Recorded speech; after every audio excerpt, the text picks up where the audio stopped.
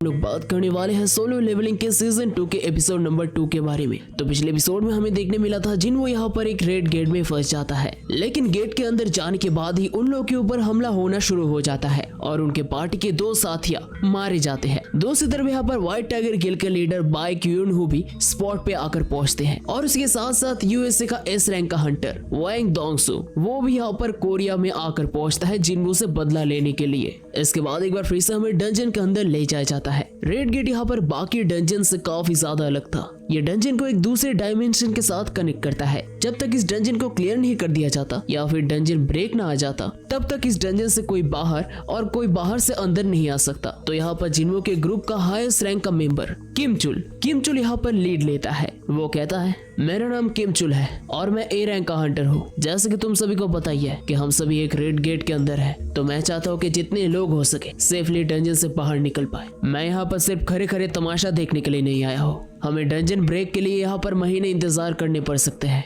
तब तक कितने लोग सरवाइव कर पाएंगे इसके बारे में मुझे कुछ नहीं पता। ये मोस्ट लाइकली बी रैंक का डंजन होगा, तो इतने सारे लोगों को मैनेज करना मेरे लिए पॉसिबल नहीं है और इसी वजह से मैं चाहता हूँ कि हमारा ग्रुप यहाँ पर 2 हिस्सों में बढ़ जाए। जिन्हों इसको सुनकर बहुत ही ज्यादा शौक हो जाता है। किम चुल और कहता है अगर हम लोग यहाँ पर खड़े रहे तो हम लोग आज नहीं कल मारे जाएंगे। अगर कोई भी मेरे साथ नहीं भी आना चाहता तो भी मैं अकेला ही जाऊंगा। तो बताओ कौन कौन मेरे साथ आना चाहता है? क्योंकि यहाँ पर किम चुल ए रैंक का हंटर था तो सभी लोग यहाँ पर किम चुल के साथ ज्वाइन होना चाहते थे, लेकिन किम चुल यहाँ पर कमजोर हंटर्स को धक्के मारकर बाहर कर देता है। वो कहता है मुझे माफ कर देना, लेकिन मैं सी रैंक और उससे नीचे के हंटर को अपनी टीम में नहीं ले सकता। एक रेड गेट के अंदर एक दिन बाहर के 1 घंटे के समान होता है और कोई नहीं जानता कि डंजन बॉस को हराने में हमें कितना दिन लग जाए। तो इसी वजह से मैं अपने साथ कमजोरों को नहीं ले सकता। सभी लोग यहाँ पर प्रोटेस्ट करने लगते हैं, लेकिन यहाँ पर किम चुल कहता है देखो अपसेट होने की कोई जरूरत नहीं है। एक बार अगर हम लोग डंजन बॉस को हरा पाए तो हम लोग सभी बाहर निकल सकते हैं। किम चुल जब इसके बारे में बात कर ही रहा था तभी किम चुल के पार्टी में से एक लड़की कहता है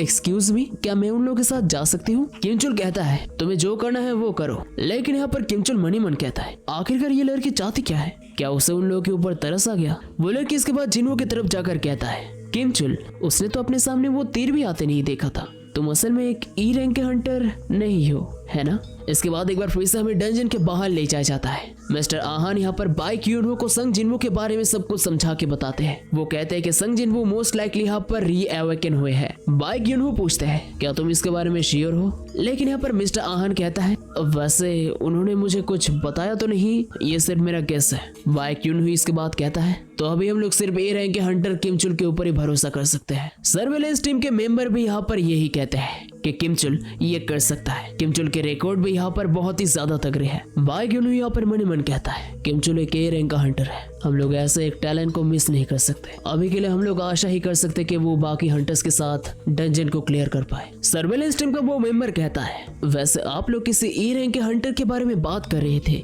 है ना? वो शायद ही रीअवेकन हुआ है, लेकिन किम चुल मेरे ख्याल से उससे ज्यादा ताकतवर होगा। ये बात सुनकर यहाँ पर मिस्टर आहान थोड़ा चिढ़ जाते हैं, लेकिन तभी यहाँ पर डंजन के गेट के बाहर एक गाड़ी आकर रुकता है और ये गाड़ी था वांग डोंगसू का। वांग डोंगसू कहता है अरे ये क्या हुआ? मुझे तो लगा था कि ये सी रैंक का गेट है, क्या कोई ए रैंक का गेट ऐसे ही आ गया? ओह, व्हाइट टाइगर गिल का बड़ा हस्ती यहाँ पर क्या कर रहा है? वांग डोंगसू को देखकर यहाँ पर बाई क्यूनहो का खून खोल जाता है। सभी लोग यहाँ पर वांग डोंगसू को देखकर बहुत ही ज्यादा शौक हो जाते हैं। वांग डोंगसू कहता है बहुत दिन बाद मिले है ना? बाई क्यूनहो यहाँ पर सीधा पूछता है तुम यहाँ पर कोरिया में क्या कर रहे हो? वांग डोंगसू कहता है मुझे बस यहाँ पर कोरिया में कुछ काम था, लेकिन मुझे नहीं लगा था कि मैं यहाँ पर तुमसे मिलूंगा। ये दुनिया सच में काफी ज्यादा छोटा है। बाई क्यूनहो यहाँ पर बहुत ही ज्यादा गुस्सा हो जाता है। बाई क्यूनहो कहता है मैंने तुमसे पूछा कि तुम यहाँ पर क्या कर रहे हो? तुम तो यूनाइटेड स्टेट्स में थे, है ना? आखिरकार तुम्हारे जैसों का कोरिया में क्या काम हो सकता है? वांग डोंगसू कहता है व्हाइट टाइगर गिल के बुरे दिन आ गया है क्या? क्या उस चचुंदे ने तुम्हारे गिल को ज्वाइन किया? आखिरकार तुम लोगों के गिल को हो क्या गया है? तुमने उस ए रैंक के हंटर को अपने गिल पे रिक्रूट कैसे किया? बाई क्यूनहो को यहाँ पर पहले कुछ समझ नहीं आता, लेकिन इसके बाद वांग डोंगसू कहता है मैं ए रैंक के हंटर संग जिन्वो के बारे में बात कर रहा हूँ। संग जिन्वो का नाम सुनकर बाई क्यूनहो और एक बार शॉक हो जाता है। उसे समझ नहीं आ रहा था कि वांग डोंगसू को संग जिन्वो के बारे में कैसे पता है। इसके बाद वांग डोंगसू रेड गेट के सामने जाता है और हमें एक बार फिर से डंजन के अंदर ले जाया जाता है। जिन्वो उस लड़की से पूछता है ठीक है फिर तो मुझे एक चीज बताओ, तुम लोग तो नए हंटर्स लगते हो, एक रेड गेट के अंदर आने के बाद भी तुम लोग ऐसे शांत कैसे रह सकते हो? वो लड़की कहती है क्योंकि हमें सबसे पहली बात जो सिखाया जाता है, डंजन के अंदर कुछ भी हो सकता है। इसके बाद किम चुल और जिनवू का ग्रुप एक दूसरे को गुड लक बोलकर डिवाइडेड हो जाते हैं। जिनवू और बाकी पार्टी मेंबर्स एक साथ जंगल के अंदर से जाने लगते हैं। वो लड़की यहाँ पर बार बार जिनवू के रैंक के बारे में पूछती है। जिनवू कहता है मुझे खुद भी नहीं पता मेरा रैंक क्या है। वो लड़की अपने मन ही मन कहती है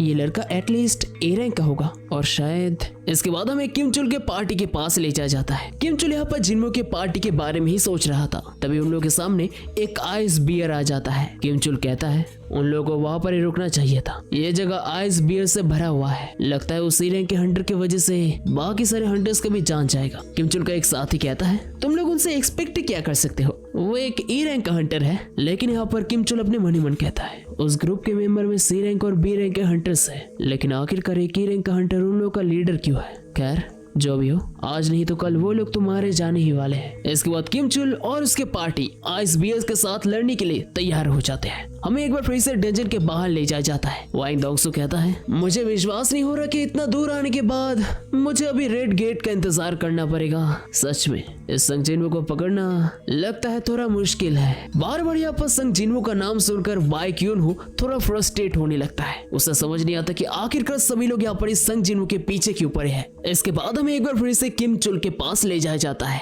किम चुल और उसके पार्टी के सामने बहुत सारे आइस बियर्स थे। उनमें से एक आइस बियर यहाँ पर अपने पंजों की मदद से किम चुल के ऊपर हमला करता है। किम चुल अपने शील्ड को लेता है और उस आइस बियर के पंच को ब्लॉक करता है और अपने दूसरे हाथों की कुल्हाड़ी की मदद से उस आइस बियर को मार गिराता है। और ऐसे ही वो बहुत सारे एक के बाद एक आइस बियर को मार गिराता है। सभी लोग यहाँ पर किम चुल को शाबाशी देने लगते हैं। किम चुल भी यहाँ पर सोचने लगता है कि आइस बियर के लिए वो अकेला ही काफी है। सभी लोग यहाँ पर सोचने लगते कि वो लोग इस डंजन से बहुत ही आसानी से निकल जाएंगे। तो वो लोग आइस बियर को काट के उसका मांस निकालने का प्लान करते हैं। लेकिन तभी किम चुल कहता है तुम लोग ये सब क्या बोल रहे हो, हम लोग अभी भी एक रेड गेट के अंदर है, तो हम लोग बिल्कुल भी आसानी नहीं बरत सकते। सबसे पहले हमें इस जंगल से बाहर निकलना होगा। किम चुल यहाँ पर मनी मन सोचता है अगर मैं नहीं होता तो ये लोग अभी तक उन भालुओं का खाना बन जाते। इसके बाद हमें जिनवू के पार्टी के पास ले जाया जाता है। वो लोग घने जंगलों के बीच से यहाँ पर चलते जा रहे थे, लेकिन तभी अचानक से वो लड़की रुकने के लिए कहती है। जिनवू पूछता है कि आखिरकार क्या हुआ है। वो लड़की सामने वाले पेड़ों के ऊपर निशान को दिखाकर कहती है आगे जाकर आइस बियर के झुंड है, तो हम लोग को इससे आगे नहीं जाना चाहिए। जिनवू इसके बाद कहता है तो तुम कह रहे हो कि ये जगह आइस बियर से भरा हुआ है। जिनवू के इस रिएक्शन को देखकर वो लड़की काफी ज्यादा सरप्राइज थी। वो सोचने लगती कि क्या उसने कुछ गलती कर दिया है। जिनवू यहाँ पर आगे बढ़ते जाता है। वो लड़की एक बार फिर से जिनवू को रोकने की कोशिश करती है, लेकिन इसके बाद जिनवू कहता है तुमने कहा कि ये जंगल पूरा आइस बियर से भरा हुआ है, तो इसी वजह से हम लोग को और जंगल के अंदर जाना चाहिए, क्योंकि ये अगर आइस बियर का टेरिटरी हुआ तो इसका मतलब इसके आसपास और कोई मैजिकल बीस्ट नहीं होंगे, जो उन आइस एल्फ से तो अच्छा ही होगा। ये बात सुनकर वो लड़की चुप हो जाती है। इसके बाद वो कहती है आखिरकार मैंने ये क्यों नहीं सोचा। जिनवू इसके बाद अपने इन्वेंटरी से सभी के लिए ठंडे वाले कपड़े बाहर निकालता है। सभी लोग ये देखकर बहुत ही ज्यादा शॉक हो चुके थे। वो लोग सोचने लगते कि आखिरकार ये संग जिनवू, ये लड़का कौन है। जिनवू के साथ जो छोटी लड़की आई थी वो भी काफी ज्यादा शॉक थी। जिनवू उसके सर पे हाथ रखकर कहता है मैं तुम्हें यहाँ पर लेकर आया तो मैं ही तुम्हें यहाँ से बाहर निकालूंगा, और हाँ बाकी सभी से भी यही गुजारिश है, मुझसे मेरे बारे में और कुछ मत पूछना और मुझसे कुछ एक्सपेक्ट भी नहीं करना। जिनवू जब इन सब के बारे में कह ही रहा था तभी अचानक से वहाँ पर एक आइस बियर आ जाता है। सभी लोग इस आइस बियर को देखकर बहुत ही ज्यादा घबरा जाते हैं। सभी लोगों को लगने लगता है कि उन्हें इस जंगल में आना ही नहीं चाहिए था। वो लड़की यहाँ पर तुरंत लीड लेने की कोशिश करती है। वो कहती है सभी लोग मैं इसे डिस्ट्रैक्ट करने की कोशिश करती हूँ, तब तक तुम सभी कोई ओपनिंग ढूंढने की कोशिश करो। लेकिन तभी जिनवू सामने आता है और उस लड़की को सामने से हटाकर कहता है देखो मैं तुम्हें एक बात साफ साफ बता देता हूँ, इन सारे आइस बियर्स को मैं अकेले मारूंगा। वो लड़की यहाँ पर बार बार जिनवू को रोकने की कोशिश करती है, लेकिन यहाँ पर जिनवू नहीं मानता। वो आइस बियर बहुत ही एग्रेसिवली जिनवू के ऊपर हमला करता है, लेकिन यहाँ पर जिनवू एक बहुत ही ज्यादा लंबा जंप मारता है। जिनवू यहाँ पर सीधे जाकर उस आइस बियर के सर पे बहुत ही जोर का पंच मारता है और सिर्फ एक ही पंच से उस आइस बियर का हालत पतला हो जाता है। ये कारनामा देखने के बाद यहाँ पर सभी की आंखें खुले के खुले रह जाते हैं। इसके बाद एक बार फिर से हमें गेट के बाहर ले जाया जाता है। बाई क्यूनहू यहाँ पर वाइंग डॉग्सो से पूछता है आखिरकार तुम उस संग जिनवू के पीछे क्यों पड़े हो। वाइंग डॉग्सो कहता है तुम्हारा इससे मतलब क्या है? मैं बस यहाँ पर थोड़ा मजे उठाने के लिए आया हूँ। इस डंजन के अंदर जैसा भी मौसम होगा, जैसे भी मॉन्स्टर होंगे, लेकिन फिर भी मुझे जाकर एक बार कंफर्म करना ही होगा कि वो लोग मर चुके हैं या फिर नहीं। लेकिन मुझे कभी नहीं लगा था कि यहाँ पर आने के बाद मुझे कुछ ऐसा देखने मिलेगा, लेकिन सीरियसली मुझे इसके बारे में कुछ करना होगा। मैं डंजन ब्रेक तक तो इंतजार नहीं कर सकता। इसके बाद हमें जिन्हो के पार्टी के पास ले जाया जाता है, जहाँ पर जिन्हो और उसके पार्टी बियर का मीट खा रहे थे। जिन्हो और जिन्हा की दोस्त, वो दोनों यहाँ पर जिन्हा के बारे में बात कर रही थी। वो लड़की यहाँ पर जिन्हा के अच्छे मार्क्स के बारे में बात कर रही थी। वो जिन्हो से पूछती कि जिन्हा सारे दिन घर में क्या करती रहती है। जिन्हो कहता है कि वो नॉर्मल बच्चों की तरह ही है, खाती है, पीती है, सोती है और पढ़ती है। वो लड़की यहाँ पर जिन्हो के कहे हुए बातों के ऊपर विश्वास नहीं कर पाती। जिन्हो भी यहाँ पर कहता है ये तो मुझे भी विश्वास नहीं हो रहा है। पार्टी के यहाँ पर बाकी लोग जिन्हो के बारे में बात कर रहे थे। खाने के बाद यहाँ पर जिन्हो अचानक से उठ जाता है। वो लड़की पूछती कि वो कहाँ पर जा रहा है। जिन्हो कहता है अभी मेरे एक्सरसाइज करने का वक्त है, अगर मैं एक्सरसाइज नहीं करूंगा तो मुझे पेनल्टी भुगतना होगा। ये सुनकर यहाँ पर सभी लोग थोड़ा सरप्राइज हो जाते हैं। जिन्हो इसके बाद जंगल में जाकर अकेले अपने डेली मिशन को कंप्लीट करता है। जिन्हो यहाँ पर जैसे अपने सारे टास्क को कंप्लीट करता है, तभी कुछ ही पलों बाद वहाँ पर आइस बियर का झुंड आ जाता है। जिन्हो यहाँ पर तुरंत पेड़ से नीचे उतरता है और अपने नए शैडो आर्मी को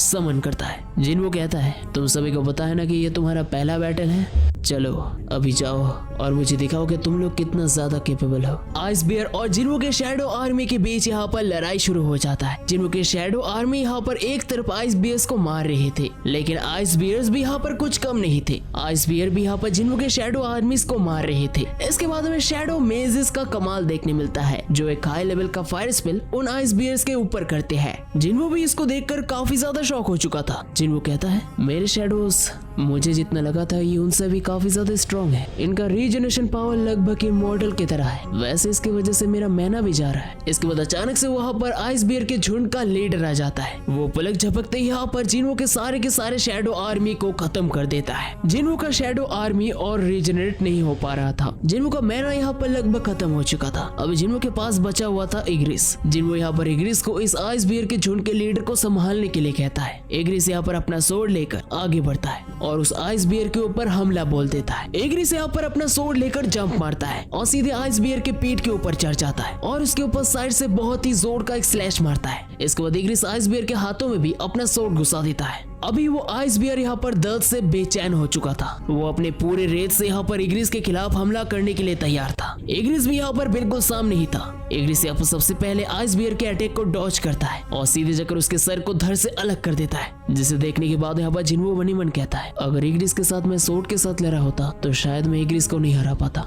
आइस बियर को हराने के बाद यहाँ पर इग्रिस जिन्हो के सामने झुक जाता है। जिन्हो अपने मनी मन कहता है शायद वो अभी भी मुझसे ताकतवर है। जिन्हो यहाँ पर इग्रिस को शाबाशी देता है और इसके बाद वो बड़े से आइस बियर के ऊपर शैडो एक्सट्रैक्शन इस्तेमाल करता है और सिर्फ एक ही अटैम्प में आइस बियर का शैडो एक्सट्रैक्शन कंप्लीट हो जाता है। इसके बाद एक बार फिर से हमें गेट के बाहर ले जाया जाता है। लगभग यहाँ पर 3 घंटे हो चुके थे, यानी कि डंजन के अंदर 3 दिन हो चुके थे। मिस्टर आहान यहाँ पर सभी के बारे में चिंता करने लगते हैं। बाई क्यूनहो कहता है रेड गेट के अंदर का एनवायरनमेंट नेचुरल होता है, कहीं पर कड़कती धूप या फिर कहीं पर कड़कती ठंडी, और जो सबसे ज्यादा कमजोर होता है वही सबसे पहले हार मानता है। अगर उन्हें वहाँ पर रहते रहते आदत भी हो जाए, लेकिन एक वक्त जाकर उन लोग के पास खाने का कमी हो जाएगा। लो रैंकिंग हंटर्स के लिए ये बहुत ही ज्यादा मुश्किल होगा और शायद अभी तक कुछ सी रैंक के हंटर्स तो मारे भी जा चुके होंगे। तभी यहाँ पर वाइंग डोंगसो कहता है तो इसका मतलब संग जिन्हो भी मारा जा चुका होगा। लगता है मैं यहाँ पर बिना वजह ही आया। वैसे मुझे एक चीज जानना है, संग जिन्हो व्हाइट टाइगर गिल्ड का मेंबर नहीं है तो उसने इस गेट के अंदर एंटर क्यों किया? मिस्टर आहान कहते हैं कि वो संग जिन्हो को बहुत समय से जानते हैं, तो इसी वजह से उन्होंने संग जिन्हो को डंजन के अंदर एंटर करने दिया। संग जिन्हो के लिए आहान को झूठ कहते हुए देखकर बाई क्यूनहो यहाँ पर थोड़ा सरप्राइज हो जाता है। उसे समझ नहीं आता कि आखिरकार ये संग जिन्हो आखिरकार है कौन, जिसके लिए वाइंग डोंगसो यूनाइटेड स्टेट्स से कोरिया में आ गया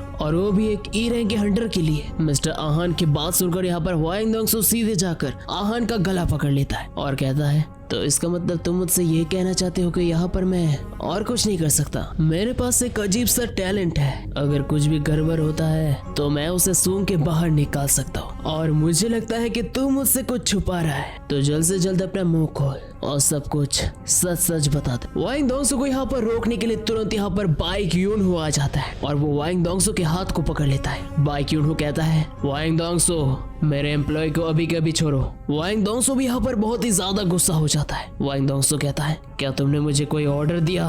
कोई बड़ी हस्ती बनने का बहाना बंद करो। बाई क्यूनहो यहाँ पर और भी ज्यादा गुस्सा हो जाता है। वो अपने एबिलिटी को एक्टिव कर देता है और अभी 2 कंट्री के 2 एस रैंक के हंटर्स आमने सामने थे। इसके बाद हमें डंजन के अंदर किम चुल के पार्टी के पास ले जाया जाता है। हमें यहाँ पर किम चुल का शील्ड और एक्स देखने मिलता है जो टूटे फूटे थे, और इसके साथ साथ हमें सामने एक बहुत ही बड़ा गोरिल्ला जैसा मॉन्स्टर देखने मिलता है जिसे येती कहा जाता है। इसके बाद हमें किम चुल के पार्टी का एक मेंबर देखने मिलता है जो काफी ज्यादा थका हुआ था। वो अपने मन ही मन कहता है किम चुल अभी नहीं रहा, ये कैसे हो सकता है? मुझे लगा था मैं व्हाइट टाइगर गिल्ड का टॉप मेंबर बनूंगा, यहाँ तक कि मुझे स्पेशल ट्रेनिंग भी मिले थे, तो मैं कैसे हार सकता हूँ? नहीं ये इम्पॉसिबल है। किम चुल के पार्टी के बाकी मेंबर्स यहाँ पर मदद के लिए गिड़गिड़ाने लगते हैं। वो बंदा कहता है अगर मेरे पास थोड़ा सा खाना होता, खाने का कमी ये मेरी गलती नहीं है। नहीं, मैं अभी स्क्वाड लीडर हूँ, अब ये मेरी जिम्मेदारी थी। वो बंदा यहाँ पर पूरी तरीके से हार मान चुका था, लेकिन तभी अचानक से उनके सामने एक बार फिर से आइस एल्व्स का झुंड आ जाता है और ये देखकर उसके आंखें खुले के खुले रह जाते हैं। वो अपने आसपास देखता है, सभी लोग यहाँ पर मारे जा चुके थे। तभी अचानक से उसके तरफ कोई पीछे से एक भाला फेंकता है। वो तुरंत यहाँ पर पीछे मुड़ता है और हमें देखने मिलता है कि ये एक आइस एल्फ है। आइस एल्फ को इतना ज्यादा पास देखकर वो डर के मारे वहां से भागकर चला जाता है।